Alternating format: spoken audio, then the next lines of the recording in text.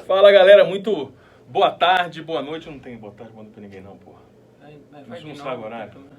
Fala, fala, galera. Estamos aqui de volta no canal Henrique Morgantini e eu tenho a alegria de receber aqui um grande amigo, que é o Michel Afif Magu, nosso companheiro de DQD na Rádio Interativa, inclusive agradecendo aqui os estúdios da InTV, nós estamos aqui em Goiânia e gravando aqui, então tivemos a boa vontade, a paciência do pessoal para nos liberar um espaço aqui diferente.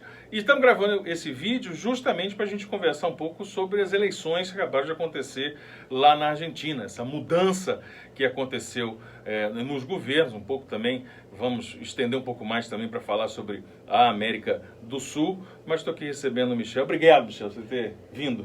Morgantini, eu que agradeço essa oportunidade de poder estar falando com você e com todos os telespectadores, que já seu canal é famoso por todo o Goiás. Vai ficar mais ainda agora quando eu colocar você no ar. Pelo menos eu espero. Eu aguardo também que tenhamos uma boa interação. Olha, o Michel, ele é advogado, né? Ele é especialista em Direito Internacional, ele é da Comissão de Direito Internacional da OAB de Goiás, então é alguém qualificado aí para fazer uma abordagem. E é naturalizado brasileiro, mas é argentino, conhece bem lá como funciona o sistema político, o sistema eleitoral e todos os detalhes que rolam lá na Argentina. Primeiro de tudo, Michel, qual que é a análise que você faz? Era uma mudança que passou a ser esperada a partir do momento em que nós vimos as prévias, mas até então soava como uma grande surpresa, porque havia aparentemente uma máquina de propaganda de que o governo Macri, apesar dos desgastes, conseguiria ter êxito na reeleição.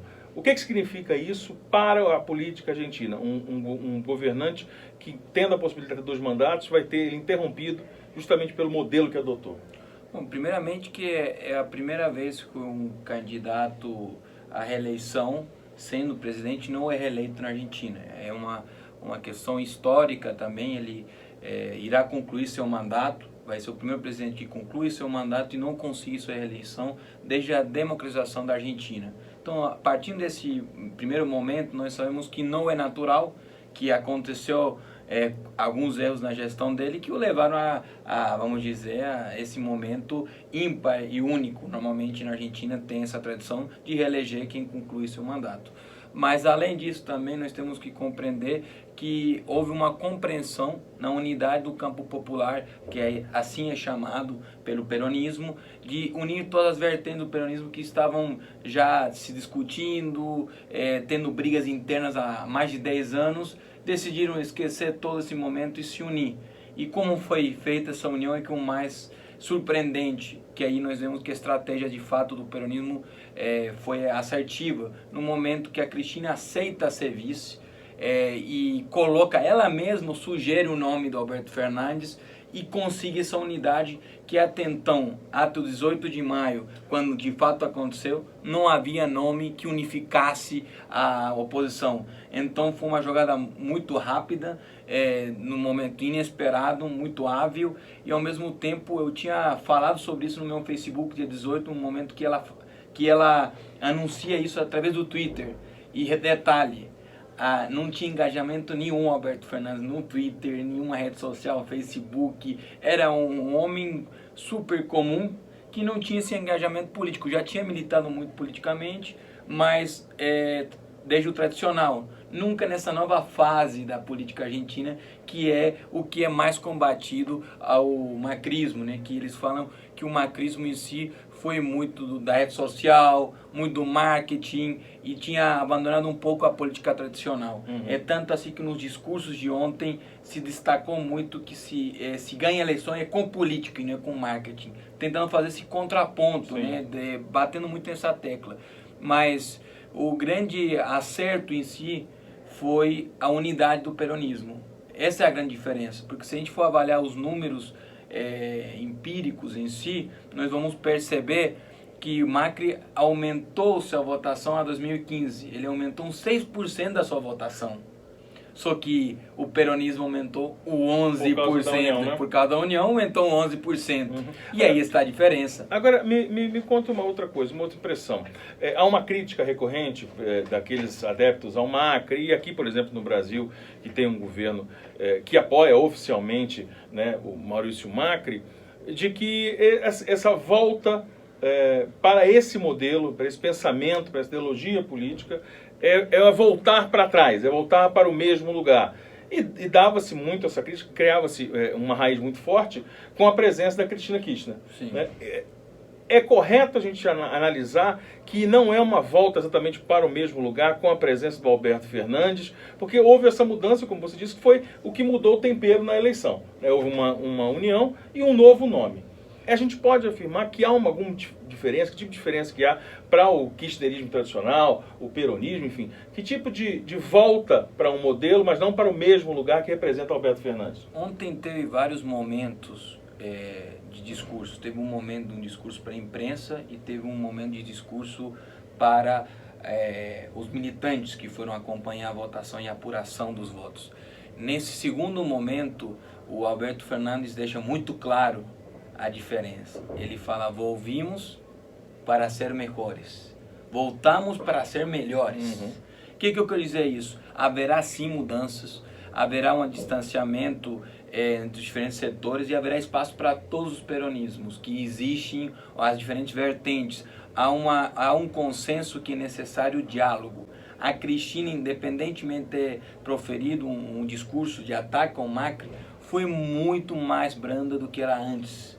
Então já se demonstra que há uma nova fase na Argentina de compreender que é preciso construir com todos os argentinos. A própria Cristina fala no seu discurso: é momento de todos, independentemente de cor partidária, caminharmos juntos. Certo. Agora, a partir de agora, com a eleição de Alberto Fernandes, com o segundo turno das eleições no Uruguai, né, com um recuo do Piñera aceitando as pressões populares, a mesma coisa acontecendo no Equador, né?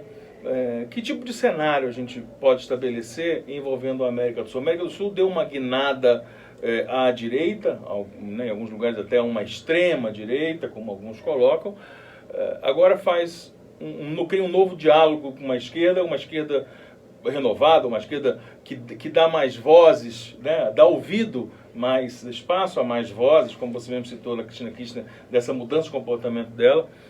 Esse cenário pode ser que se consolide e tem impacto no Brasil? Bom, eu acredito que um cenário é muito interessante a ser avaliado, porque são realidades diferentes em cada um desses países. A Argentina, temos que destacar que o Macri também consegue um aumento de cadeiras no Congresso, que quer dizer que a Argentina vai ter uma oposição atuante, onde tem uma participação, onde também não podemos dizer a esquerda ganhou por completo na Argentina. Não, o que ganhou foi um campo progressista, uma nova construção social, que vai precisar também da direita para poder construir consensos. Esse diálogo é uma condição... É uma condição que eu acredito que sim é um sintoma no Brasil e em toda a América do Sul.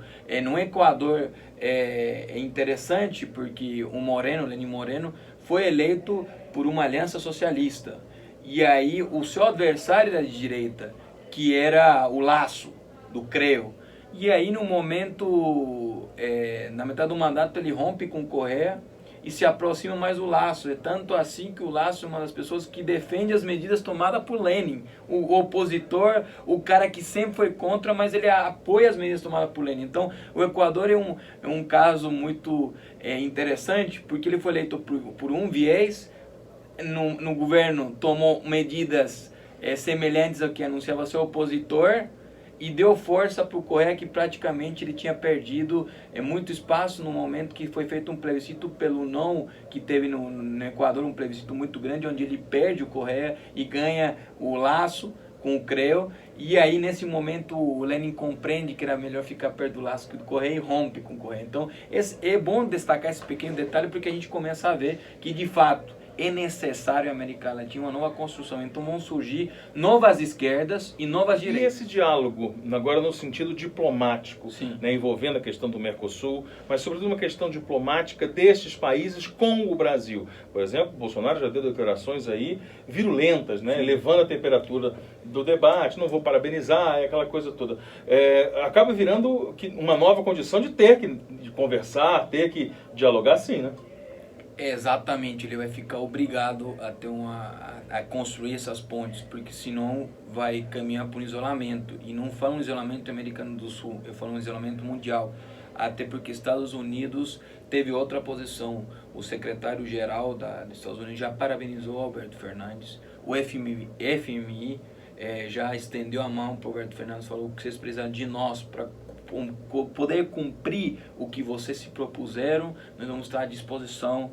Então, até os próprios órgãos internacionais, os órgãos que muitas vezes foram atacados pelo próprio Alberto Fernandes no momento que ele foi eleito, falam, para aí, agora é o momento, acabou a eleição, agora vamos dialogar contigo. E o Alberto fala, não, vamos passar tranquilidade para os mercados, o momento agora é de rever o país.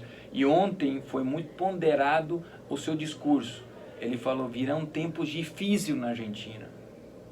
Já no seu discurso de vitória não foi eufórico, foi um discurso tranquilizador, agregador, realista, convocou todas as forças políticas para construir esse novo momento, aceitou o convite do Macri para tomar um café da manhã, que foi feito o convite hoje, está se elaborando uma equipe de transição entre ambos. Então, acredito que é um bom exemplo para a América Latina. Para nós compreendermos as nossas realidades, falar, a gente precisa construir pontos, diálogos, construir novas visões e a partir do momento do novo cenário falar, para aí, as vozes do povo é o que prevalece. É isso aí, galera, essa foi a conversa aí com o Michel Magu, né, advogado, especialista em Direito Internacional, presidente da Comissão da OAB de Direito Internacional. Michel, obrigado mais uma vez pelo chamado aí. Eu que agradeço a oportunidade, Morgantini, de poder estar contigo. Você que é um exemplo para a gente nas argumentações, no poder de informação, formação e, além de tudo, um grande formador de opinião. Então é uma honra poder participar nesse momento do seu canal com os seus ouvintes, telespectadores e todos os seus fãs, que você sabe, né? Aqui em Goiânia está sendo criado o Fã Clube Morgantini. O Michel tem um trabalho social interessante e você confere os detalhes no canal dele, no seu canal no YouTube também, né? Sim, tem meu canal no YouTube, Michel Magu. Estão todos convidados a conferir esse trabalho e espero ter muito mais oportunidade de a gente discutir as pautas internacionais diárias. Não, né? tem eleição no Uruguai, né? Tem os desdobramentos aí da Bolívia, né? Da eleição do Evo Morales e tem todo esse Cone Sul pra gente conversar aí. Terá muito o que falar. Beleza. Valeu, galera!